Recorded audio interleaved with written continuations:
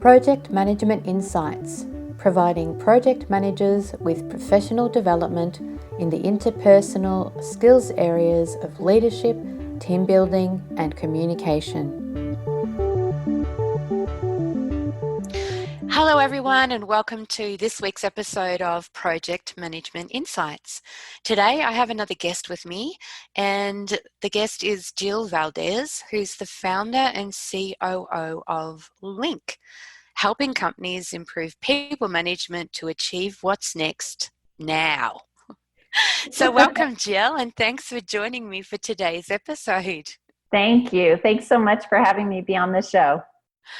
And today we're going to talk about personality types within our project teams, and this is a great topic from my perspective, having worked with a number of different personalities, and some of them annoy the heck out of me. So these personalities, I mean, we're all different. Why is it important to understand these personality types, and how can it help us as a project leader? Oh, that's such a great question. Understanding other people's personalities is the key to getting projects done. I talk to people about the different personalities and equate it to, because of our different personalities, it dramatically impacts communication. And if I'm not communicating, if I'm communicating according to my personality, as opposed to the person who I'm trying to communicate to's personality, I'm speaking Greek and they're speaking Latin. Oh, wow. Yeah. I love that. Okay. And so really understanding personality, not only understanding yourself, because then you know what your triggers are, you know how you talk, you know how you can improve your communication, but knowing the communication styles or the personality styles of people around you really facilitates authentic conversation. Authentic conversation. Okay. So what is authentic conversation? Because I think I've got my own view of it, but I'm really interested in your description, or what it means for you. Sure. Authentic conversation for me means that it's real, and that it's not guarded, and that it's effective. Like I get to be me, but you also get to be you in conversation. So for me, that's honest. Yes. And open. Yep. And I guess then I would also say emotional. And I'm going to use the word emotional because oftentimes I get emotional when I'm interacting and communicating with others, and I often don't show that. And in the workplace, usually emotions are frowned upon. Mm-hmm. And yet there are times when it's valuable to be able to say, no, that really doesn't work for me, and be angry and allow yourself to be angry in the moment, calm yourself down, and then come back to the place of rational discussion. Yeah. And move it from there. So for me, that's what's authentic, not hiding all of that stuff. Right. Yeah. And again, that's, I'm the same way. I can get very, I hate it when I've gone to talk to somebody that I'm working with, and all of a sudden I start crying. I'm like, oh, darn it. But that is me, and that is what's happening at that moment. Mm-hmm. But my husband tells me that depending on who I'm talking to, he says, sometimes you get very corporate and very professional, and you just need to let you shine through that. And so, yeah. And I think so that's just tipped me into the space of what happens when I'm with an authority figure. One of the senior managers, or, the executives from the company or the business that I'm working with. I know myself that I've often tended to be more guarded and spoken differently to them than I would to the people on my project team, as an example. Sure. Yep. That's not always a bad thing per se. Part of it is, again, recognizing who they are and what their role is, and knowing that how you are best and most effectively going to be able to communicate to them might require you to talk in a different way. Absolutely. But as long as that is done out of understanding their personality, understanding who they are, as opposed to fear of their position. Okay, that's a good one. Right. So it's like I'm treating them as an equal, and I understand that they have the responsibility or the authority to sign things off. Right. And so I'm mindful and respectful of that, and I can still talk to them as an equal, understanding that they're a person and I'm a person, Right. and we're having a conversation. Right. Because at the end of the day, it doesn't matter what their position is in a company, they are still a person.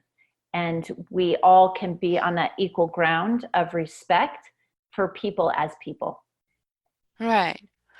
But then, I mean, there are some people that just really, I'm going to say great, that they really get on my nerves. They're just those people that it's like I really can't get on with them. And having a conversation with them, yeah, I've just got the image of, the fingernails on the chalkboard. It's like, it's just so difficult. Yeah. Why is that? Is this personality, different personality types?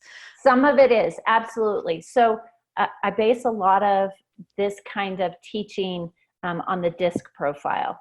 I love the DISC because it's very non-judgmental. All 4 of the personalities have something of value to offer and an area of growth. It's also simple enough for people to grasp that they can take what they've learned and then immediately start applying it and keep remembering it so that when they're meeting new people and they can just apply it. So, for instance, you have your D's and your C's are very task-driven people. And your I's and your S's, which are the other side of the quadrant, are very people-oriented people. So like a D personality, like myself, let's get things done. Let's get it done fast. Just give me the facts. Let's move forward, make it happen, right? D is typically driven. And then you have your S's who are very steady, very stable. And they're like, well, we need to think about it. We need to consider how that person's going to respond. Are you kidding me? No, we don't. Right. Yes, Clash of the Titans there for Yes, sure. yes. Right.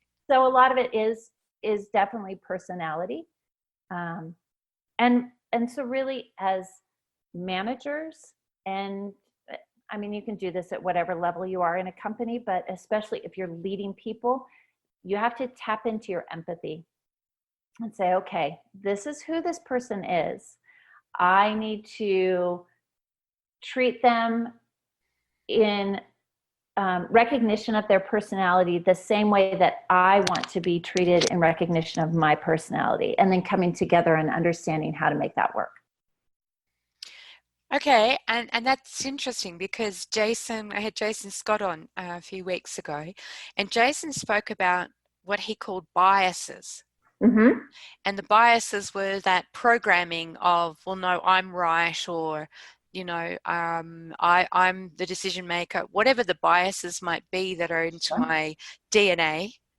I think what I'm hearing you talk about is that sometimes those come out in that space rather than what I talked about, being open to the fact that, well, hang on, yes, if I'm present and I'm really listening to the person, I can hear what they've got to say, I can take it in, and then I can respond rather than react. Mm-hmm. And I can say, I understand, you want to slow down and talk through this. We have a tight time frame. Yes. Can we have an individual discussion about this and work through it to have you feel comfortable with how we're moving ahead, as an example? Yeah. Or can we accept that at the moment we don't have the time to be able to slow things down and get into the detail? And what are your main concerns? And let's talk about them now. Yeah. But it's that ability to not shut down and drop into your bias space, right, of no, we're just pushing ahead regardless and ignore the other person. Exactly. Because that doesn't work from a communication perspective either. Yeah. And even as people are growing aware of other people's personalities, it is easy to get biased. Like if I peg somebody as an S, I'm like, when we start working together, I have this, okay, this is how you're going to be. And so this is how I have to be, but I already know this is not going to be a pleasant experience, blah, blah, blah. And so I have to work through that bias and go, nope, just make this work and we can have a good time. And this is how we have a good time. Right. And so I've just gone into nightmare space, because what happens if we have a whole, and I'm talking, in a big corporate project where we've got a whole stream that's the techies, very driven, focused, only in their own little bubble. And then on the other side, we've got the creatives who are, let's take our time and do things differently. I mean, that's just going to be a project manager's nightmare. Yes. Yeah. That is classic conflict. And really, I think that's at the core of what happens for companies is you do have those very different, hopefully you have a couple of people who are a little bit more in the middle. And as a project manager, if you're in that position, you need to know your people. Yeah. You need to know what motivates them, how they're going to be working, whether they need it to be fast, whether they need to be slow, and then take your team and integrate them together and manage that. Recognize, I was with an organization and we had our leaders take the DISC assessment, and all of them were C's and S's, which means they move at the pace of snail. Wow. Says the D. So, right. So let's qualify that. Right. I would say that correctly. And there were 2 D's on the team. I was one of them, and my husband was the other one. And all of a sudden, it was this massive light bulb of, oh, this is why we've been so frustrated. Yeah. This is why things have taken so long to get done. And so we had to change our management style, and that's kind of what you do as a manager is say, okay, these are the different personalities. This is how I make them mesh, because every one of them is valuable. You need your D's because they're going to push things along, and you need your S's because they're going to love people, and they're going to make sure that things go slow enough to where the D's who are running towards the cliff that has no bridge, yeah, the S's will be like, whoa, maybe we should think about that and kind of look ahead a little bit. So, yeah. Right. And that's great. I can see how sometimes, because we're in this space as a project manager of one of my recent podcast episodes before this was all about people-focused project management. That's my new term that I've coined, because we focus too much on the scope, the budget, and the timeline. Yes. And those things are not what's important. What's important is the people underneath each of those things. Right. And what I've just heard you speak about is the fact that it is the people and the people involvement that makes the big difference in the project outcome. And without that sense of the value that each individual brings being utilized in the best possible way, we aren't getting the best out of the people that are working for us in our team. Exactly. It's funny you say that. It's actually how I got into my business. Is I was hired to be a project manager for a communications company. They'd never had one before, but they were growing to a point where they knew that they needed one. They took a chance. They hired me. I'm like, oh, this is the best. And they were like, look, just make sure that all the trains are getting out of the station on time, measuring the scope and the budget and the timeline. And I'm like, okay. But I kept finding myself taking care of the people because they're the ones who are going to make that happen. Exactly. And so my boss came to me one day and he says, I don't think you're the right person to be the project manager. yeah, I'm like, please don't fire me. Please don't fire me. yeah. He's like, I want to make you the director of HR and I want you to take care of my people. And so that's how and then 6 months down the road, he's like, you need to be doing this for a lot more people. So we're going to let you go and we're going to support you and we're going to help you and we're going to be your first client, but you need to go do this. So. Right. And I think, I like, so project management at the core is people management. absolutely. Thank you. Yes. Thank you. You're like, yes, somebody else is saying Yeah, well, and it is because when project managers, so people want to be a project manager, what do? They go in, decide that they have to have this certification because in the HR world, when they're hiring, that's what's important. It's the piece of paper that says, I'm PMP certified. Yeah. And what does PMP certified get you but a process? It's a methodology. It's not what project management is about. Yeah. And it's been one of my beefs for quite some time, which is where my podcast has come from, because focusing on the wrong thing is why so many projects fail. Right. Yeah. I found that as managers focus more on the people aspect of it, and understanding personality and being able to say, okay, this is, you're a C and this is how I can get the best out of you. Mm-hmm. At first it takes a little while because they're learning something new. Yep. But when they're implementing that, they're getting way better results. The clients are noticing it. The team is noticing it. Improves team morale. The culture, the atmosphere in the company is improving. And what they're finding is the bottom line is improving. Absolutely. They're getting better service to their clients and it's taking them less time. Right. And so that's where the focus is off budget, scope, and timeline, because Right. that automatically happens in the most efficient and effective way because the team is feeling acknowledged, understood, heard, and appreciated. Yes. Yep. And they become more efficient and effective when that's the case. Absolutely. And as you said, it's about getting the best value out of each individual by understanding their personality and the way that they function, and then how to get the best from that in the role that they're in on your project. Right. That's exactly it. Yeah. Yep.